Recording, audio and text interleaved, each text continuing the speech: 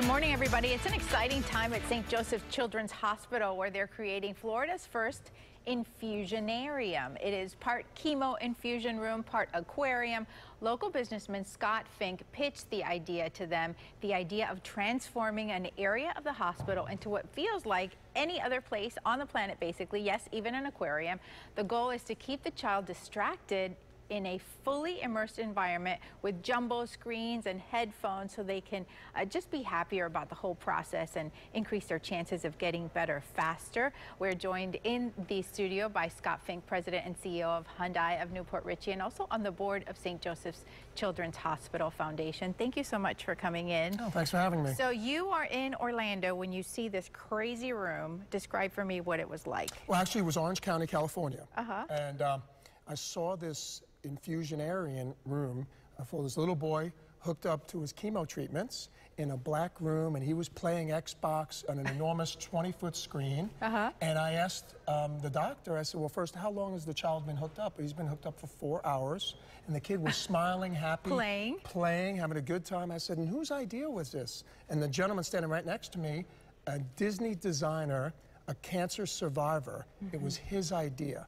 And his thought process was simple. Boy, if we can transport these children who are going through these challenging medical situations and take their minds off of their situation and put them somewhere else, it would be very positive. So you pitched this idea to the folks here in Tampa, St. Joseph's Children's Hospital.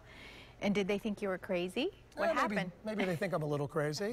But they were very open-minded. We have a great relationship. And I was able to get this designer to come into town and let them kind of expose more details to the program.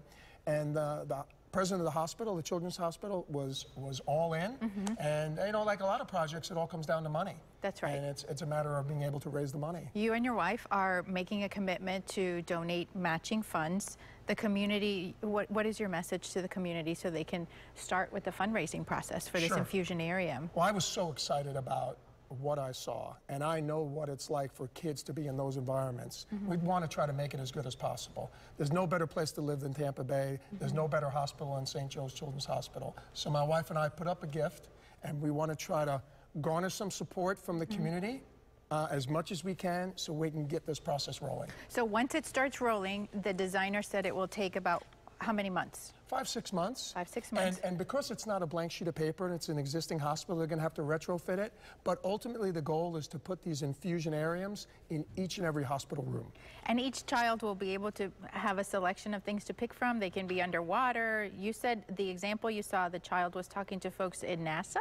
Yeah, I saw 2 great examples. One was he was transported to the San Diego Zoo, and you felt like you were talking to the zookeeper. And the other one is he was interacting with an astronaut from NASA. It was amazing. Well, Scott, it's always so nice to see you. Thank you for what you're doing in our community. If you would like to help start this process, folks, here's where you can give. You can donate and learn more by going to give2stjoeskids.org, or you can call them directly at 813-872-0979. Thanks for watching.